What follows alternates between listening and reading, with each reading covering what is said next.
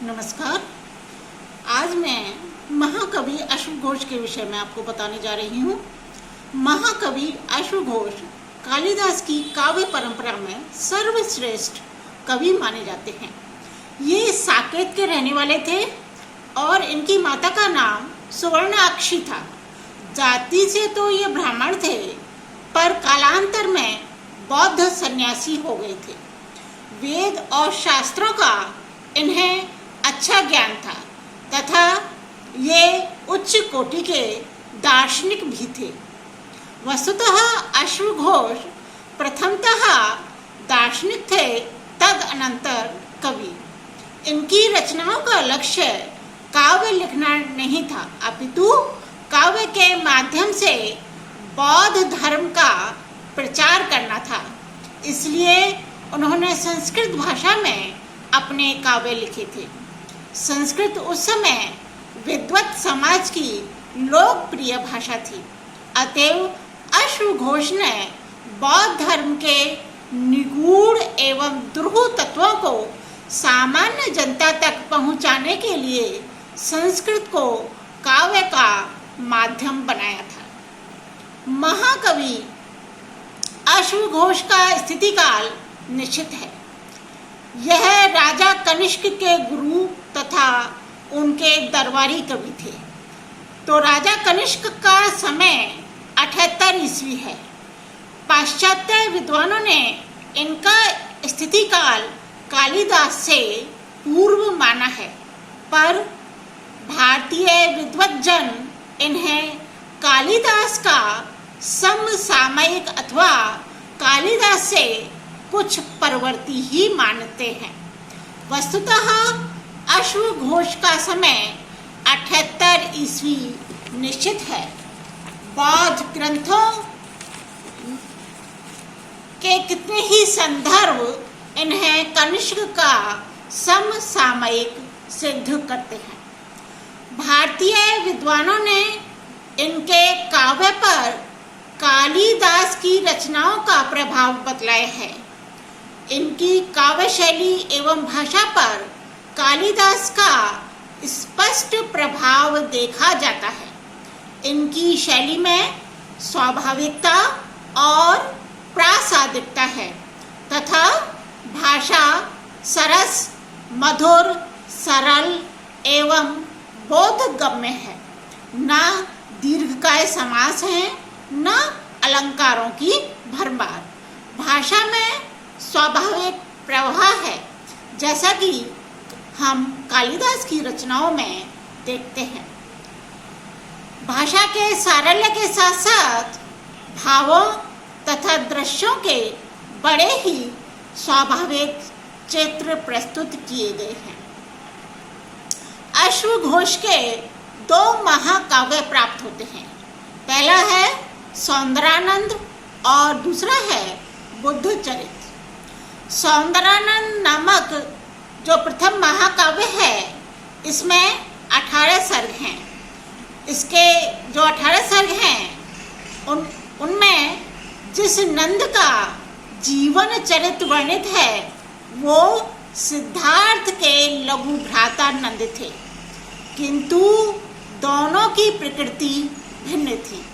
सिद्धार्थ जन्मतः त्यागी, उदासीन एवं सत्यान्वेषी थे, पर नंद घोर सांसारिकता में लीन तथा कामासक्त थे।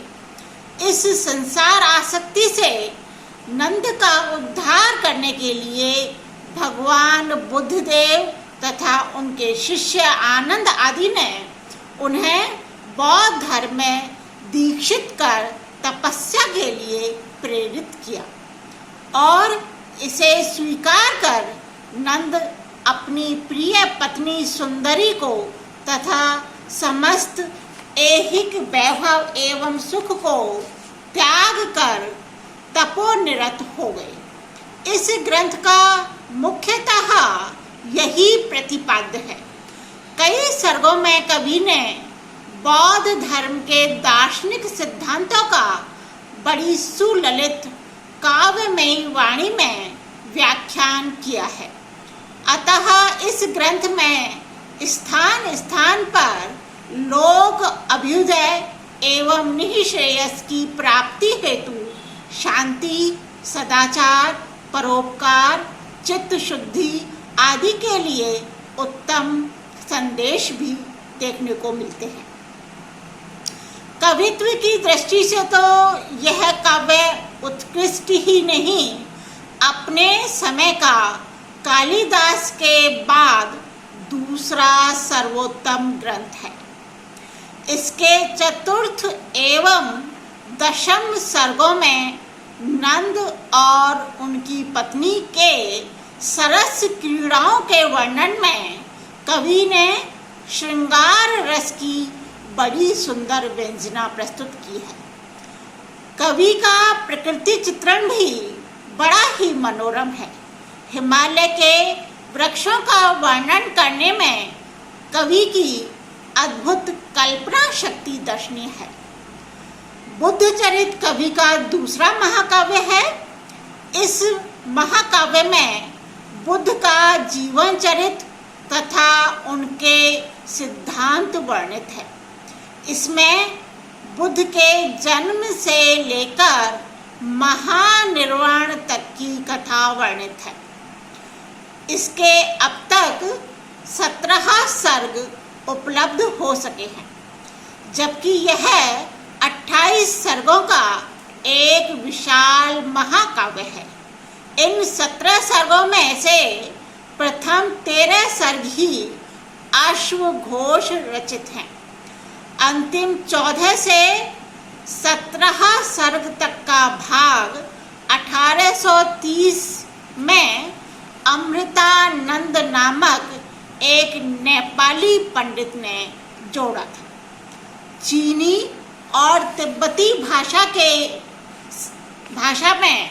में किए गए इसके 18 सर्गों के अनुवाद हमें उपलब्ध हैं। बुद्धचरित्र का चीनी अनुवाद धर्मक्षेम या धर्माक्षर नामक भारतीय विद्वान ने किया था, जिनका समय 414 से 421 ईस्वी था। तिब्बती भाषा में इसका अनुवाद 800 ईस्वी के लगभग हुआ था। चीनी यात्री ईत सिंह ने इसको विशाल महाकाव्य बताया है। प्रोफेसर कॉवेल ने 1893 ईस्वी में इंग्लैंड से इसका संस्करण प्रकाशित किया था। बुद्ध चरित्र का अंग्रेजी अनुवाद डॉक्टर जॉनसन ने चीनी और तिब्बती अनुवादों को आधार मानकर किया है। संप्रति सर्ग 1 से 14 तक का तथा शेष का जॉनस्टन के आधार पर हिंदी अनुवाद सूर्य नारायण चौधरी कृत प्राप्य है, जिनका समय 1943 ईस्वी है। बुद्ध चरित्र की भाषा तथा शैली प्रसादपूर्ण है। इसमें जो प्रसंगतः प्रकृति चित्रण किए गए हैं वे वस्तुतः अपनी निजी विशेषता रखते हैं और यह प्रतीत होता है कि यह दार्शनिक ही नहीं अपितु यह ग्रंथ उच्च कोटि के महाकवि की कलाकृति है। इस ग्रंथ की सबसे बड़ी विशेषता यह है कि इसमें कथा वस्तु के सम्यक निर्वाह के साथ साथ बीच बीच में बौद्ध धर्म के तत्वों एवं दार्शनिक विचारों को सरस मधुर पदावली में प्रस्तुत करने में कवि को अपूर्व सफलता मिली है। डॉक्टर कीथ ने बुद्ध चरित्र पर रामायण का स्पष्ट प्रभाव बतलाया है। उनका कथन है कि केवल वर्ण विषय और चरित्र चित्रण में ही नहीं अपितु कितने ही अलंकारों में भी रामायण से साम्य परिलक्षित होता है। वस्तुतः इसमें कोई संदेह नहीं कि कवि का यह काव्य भावों की सुंदरता, प्राकृतिक दृश्यों की रमणीयता, शैली की मधुरता तथा अलंकारों एवं छंदों के चयन में कालिदास से बहुत कुछ साम्य रखता है। अतः यह कहा जा सकता है कि महाकवि अश्वघोष पर वाल्मीकि एवं कालिदास का बहुत बड़ा प्रभाव है।